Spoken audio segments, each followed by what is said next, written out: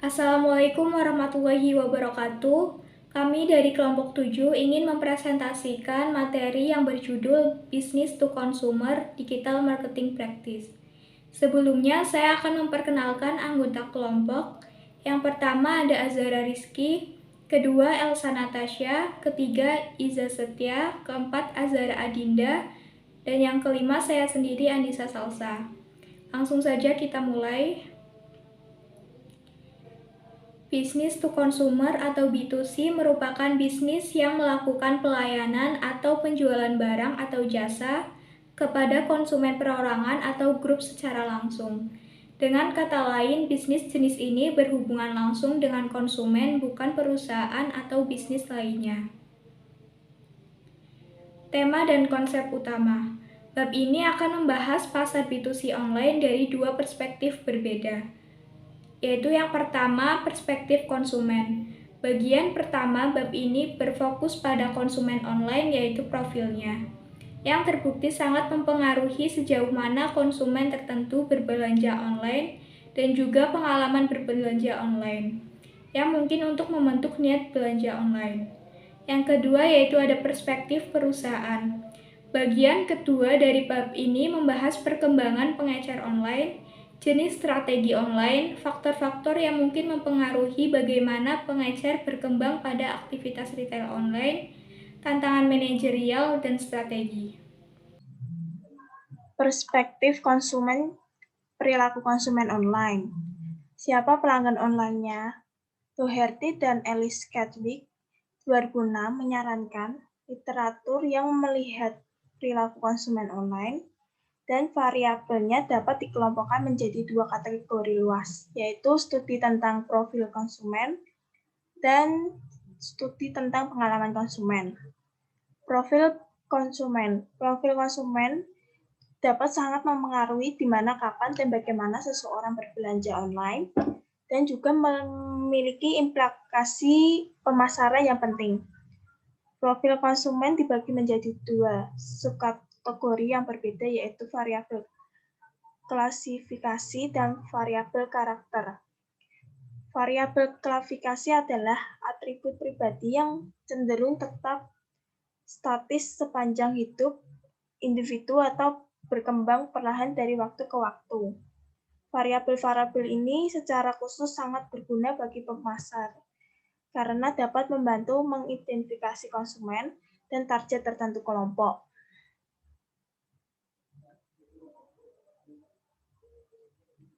Perspektif konsumen.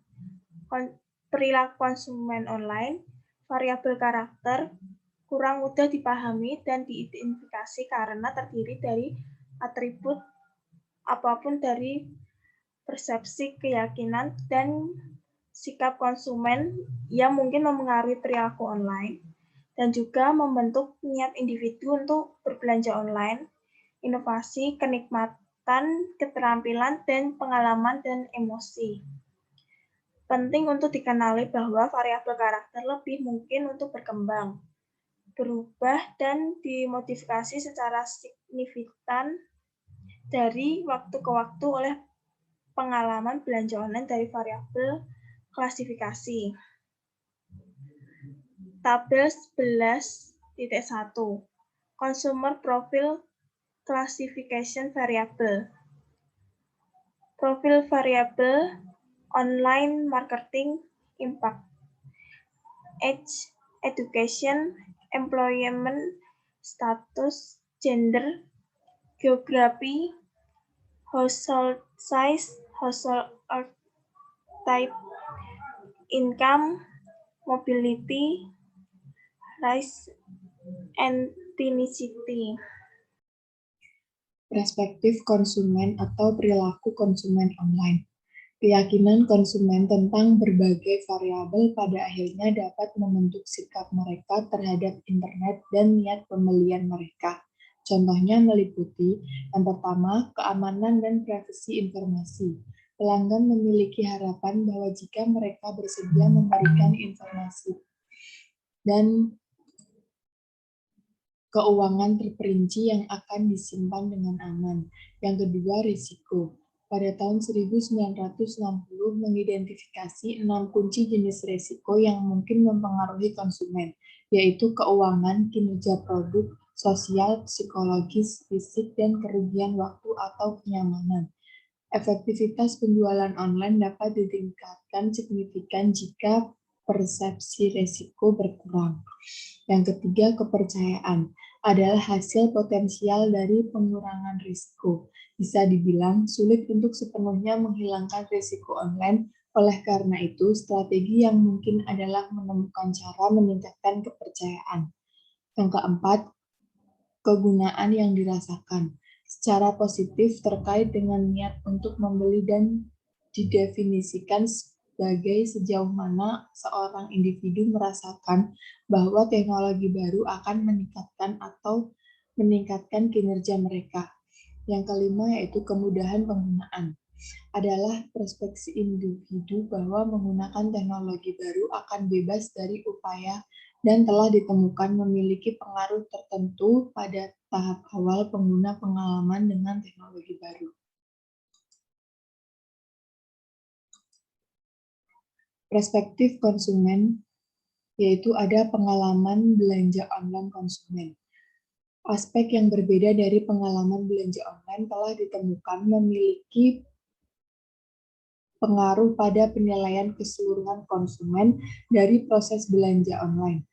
E-retailer harus mendidik untuk memahami bagaimana harapan pelanggan terhadap pelayanan yang akan diberikan. Beberapa hal utama di mana pelanggan memiliki harapan tinggi yaitu yang pertama pengiriman, kedua ketepatan waktu, ketiga ketersediaan, keempat kenyamanan, dan yang kelima pelayanan pelanggan.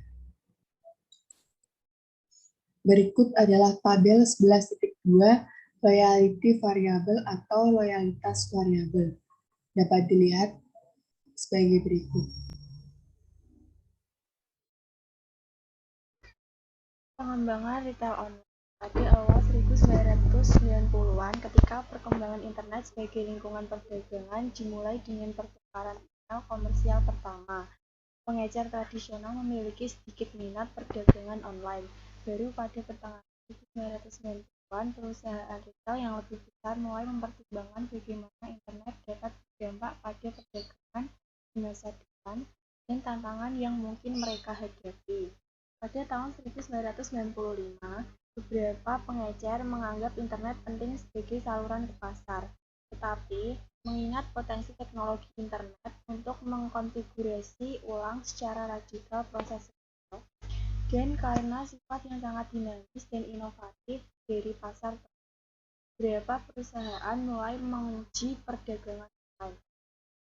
Pada tahun 2008, sebagian besar pengecer menganggap penting untuk memiliki situs web dan banyak yang menawarkan pelanggan pilihan untuk berbelanja online dan jika rekolan memesan dan mengumpulkan di dalam toko. Di retail online 2015 menjadi semakin populer dan penting bagi pengecer dan konsumen di seluruh dunia. Format retail online dan pendekatan strategis operasional.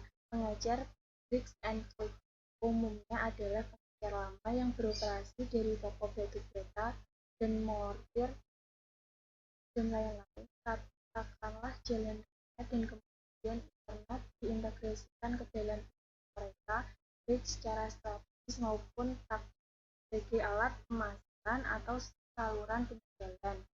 Yang kedua, pengecer clicks and mortar kecenderung menjadi pedagang virtual dan merancang format operasional untuk mengakomodir permintaan konsumen dengan cara berdagang secara online yang didukung oleh distribusi fisik infrastruktur. Yang ketiga, pengecer pure-play clicks only atau pengecer virtual beroperasi sepenuhnya online. Pada kenyataannya, hampir tidak mungkin bagi setiap untuk beroperasi secara online tanpa titik akses ke internet. Oleh karena itu, secara umum, istilah pure-play mengacu pada pengecer yang tidak memiliki toko dengan lokasi tetap dan atau memiliki sistem pendukung operasional fisik dan gudang distribusi. Retail multisaluran Bagaimana pengecer bertahan di dunia multisaluran? Menurut Fulgoni 2014, ada 3 prioritas yang harus ditangani. 1. Hilangkan silo dan ciptakan pengalaman tanpa batas bagi konsumen di sepanjang jalan ke pembelian. Ciri cara untuk menyatukan dunia online dan offline dan hindari kampanye pemasaran terisolasi yang tidak terintegrasi. Yang kedua, tingkatkan peluang untuk berinteraksi secara digital dengan lebih memahami jalur mereka untuk membeli. Misalnya, memberikan insentif sepanjang jalan melalui iklan digital dan promosi seluler. Dan yang ketiga, menganalisis dan mengukur perilaku konsumen di semua titik kontak untuk mengembangkan secara mendalam dan pemahaman mendalam tentang apa yang mendorong pilihan pembeli dan keputusan pembelian. Implikasi untuk strategi pemasaran e-retail. Bagi pengecer, dampak dari meningkatnya jumlah konsumen dan bisnis yang menerima internet dan bentuk media digital lainnya sebagai saluran stabil ke pasar meningkat dalam harapan pelanggan, yang menciptakan tekanan dan tantangan kompetitif. Sebagian ini disebabkan oleh pendatang pasar baru yang telah memantapkan posisi pasar mereka dengan katakanlah menawarkan pilihan produk yang sangat luas dan mendalam. Penetapan harga yang didorong oleh permintaan yang dinamis atau pembelian dan pengiriman real-time tenis, hasilnya adalah pengecer diharuskan untuk mengadopsi pendekatan yang lebih dinamis dan fleksibel untuk menghadapi ekspektasi yang meningkat ini. Bagaimana konsumen online mengakses barang? Pengecer telah memunculkan berbagai operasi format nasional dan strategi distribusi, tetapi ini hanya merupakan bagian dari strategi pengecer. Nicholas dan Watson membahas pentingnya menciptakan e-nilai untuk mengembangkan strategi yang menguntungkan dan jangka panjang, dan setuju bahwa logistik dan pemenuhan adalah elemen inti dari penciptaan nilai online, tetapi pada 2 platform penting lainnya, yaitu struktur perusahaan dan pemasaran dan penjualan. Implikasi untuk strategi pemasaran e-retail. Struktur perusahaan dapat digunakan secara strategis tergantung pada kemampuan organisasi dan infrastruktur teknologi. Porter menggambarkan munculnya integrasi dan dampak potensial pada rantai nilai elektronik. Integrasi dapat memastikan pengambilan keputusan yang lebih cepat, lebih banyak fleksibilitas, dan menarik spesialis e-manajemen dan investasi modal yang sesuai. Yang kedua yaitu pemasaran dan penjualan. Dapat digunakan dalam strategi penciptaan nilai yang berpusat pada pelanggan dibentuk strategi komunikasi pemasaran interaktif. Untuk detail dapat dilihat di slide selanjutnya. Contohnya yaitu tabel 11.3, kesenjangan kinerja dan implikasi manajerial. Kesenjangan kinerjanya yaitu perbedaan antara kekuatan merek dan penawaran situs web. Komentarnya, kesenjangan antara penggunaan internet dan kurangnya pengembangan situs web berarti masih ada potensi untuk menangkap perilaku browsing dan membeli. Yang ketiga yaitu managerial implication atau implikasi manajerialnya. Perusahaan perlu mengembangkan situs web untuk memenuhi harapan konsumen menangkap perilaku ini. Yang kedua yaitu kegagalan untuk melakukannya akan mengakibatkan hilangnya penjualan saat konsumen menelusuri dan atau membeli di tempat lain. Sekian dari kelompok kami. Wassalamualaikum warahmatullahi wabarakatuh.